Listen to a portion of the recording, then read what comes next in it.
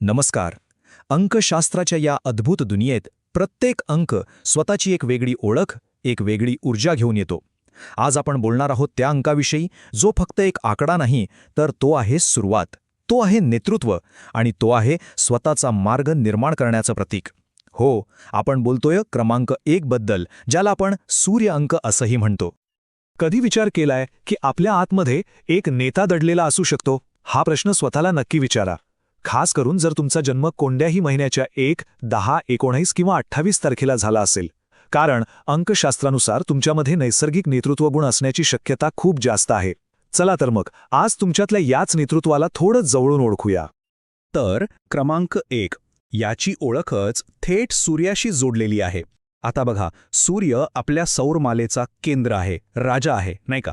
अगदी तसंच ज्या व्यक्तीवर क्रमांक 1चा प्रभाव असतो, ती व्यक्तीसुद्धा आपल्या आयुष्याची सूत्र स्वतःच्या हातात ठेवते. जणू काही ती स्वतःच्याच जगाची राजा किंवा राणी असते. अंकशास्त्रानुसार क्रमांक 1 म्हणजे निर्मिती, पुढाकार आणि स्वातंत्र्याचा अंक. या अंकावर सूर्याचं राज्य आहे आणि म्हणूनच आत्मविश्वास, स्पष्टता आणि अधिकार हे गुण यात नैसर्गिकरित्याच येतात. याच कारणामुळे या अंकाचा प्रभाव असलेले लोक इतरांच्या विश्वाचा भाग होण्यापेक्षा स्वतःच्या विश्वाचे केंद्रबिंदू बनून राहणंच पसंत करतात. यांचा स्वभावच असतो पुढाकार घेण्याचा. हे लोक इतरांनी बनवलेल्या रस्त्यावरून चालण्यापेक्षा स्वतःचा नवीन रस्ता तयार करतात.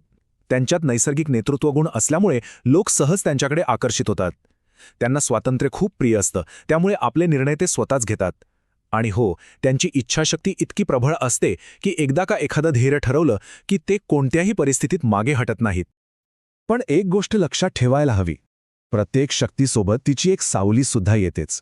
क्रमांक 1ची ही जी प्रचंड ऊर्जा आहे ती जर संतुलित राहिली नाही तर तिचे सकारात्मक परिणाम कमी होऊ शकतात.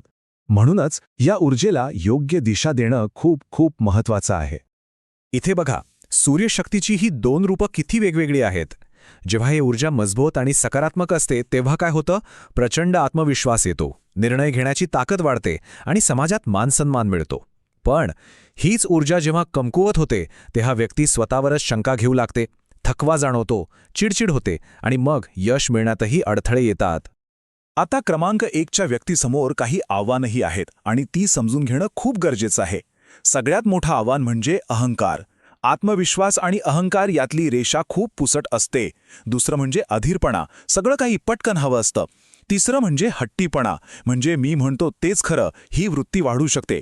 आणि या सगळ्यामुळं अनेकदा घाईघाईत आर्थिक निर्णय घेतले जातात जे चुकू शकतात. पण घाबरू नका, या आव्हानांवर नक्कीच मात करता येते.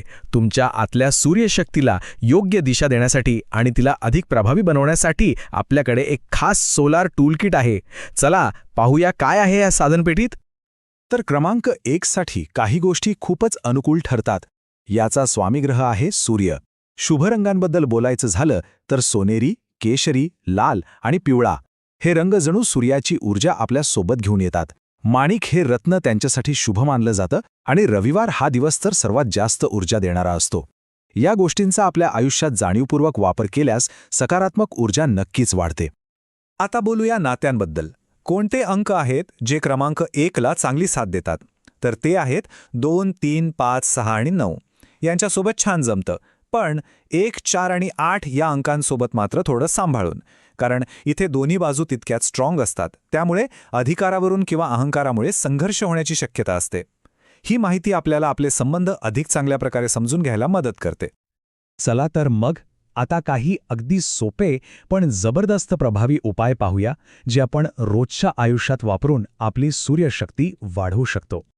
ही एक छोटीशी सकाळची सवय लावून बघा. फक्त 5 मिनिटं लागतील. सूर्य उगवल्यानंतर साधारण अर्ध्या तासाच्या आत कोवळ्या उन्हात उभं राहायचं. पाठीचा कणा थाट आणि मग घ्या 5 दीर्घ श्वास आणि मनातल्या मनात म्हणा, मी माझ्या आयुष्याचं नेतृत्व पूर्ण आत्मविश्वासाने करतो. हा छोटासा उपाय थेट सूर्याकडून आत्मविश्वास आणि सकारात्मक ऊर्जा मिळवण्यासाठी खूप प्रभावी आहे. याशिवाय दिवसभरात अजून काही छोट्या छोट्या सवयी लावता येतात. नेहमी ताठ बसा आणि उभे राहा, कारण सूर्याचा संबंध थेट पाठीच्या कण्याशी आहे. दिवसातून एकदा तरी पुढाकार घेऊन पहिला निर्णय घ्या. अहंकाराला नियंत्रणात ठेवण्यासाठी रोज कोणाचं तरी मनापासून कौतुक करा. आणि हो, रविवारी पुढच्या आठवड्याचं नियोजन करा. तुमची कामाची जागा स्वच्छ ठेवा. या छोट्या गोष्टींमधूनच मोठा बदल घडतो. बरं, ज्याप्रमाणे काही गोष्टी आपली ऊर्जा वाढवतात तसंच काही सवयी ती कमीसुद्धा करतात. आणि याकडे लक्ष देणं खूप महत्त्वाचं आहे. जसं की सतत स्वतःवर शंका घेणं, जबाबदारी टाळणं, स्वतःच्या क्षमता इतरांपासून लपून ठेवणं आणि आयुष्यात कोणतंच ध्येय नसणं, या सवयींपासून जाणीवपूर्वक दूर राहणं गरजेचं आहे.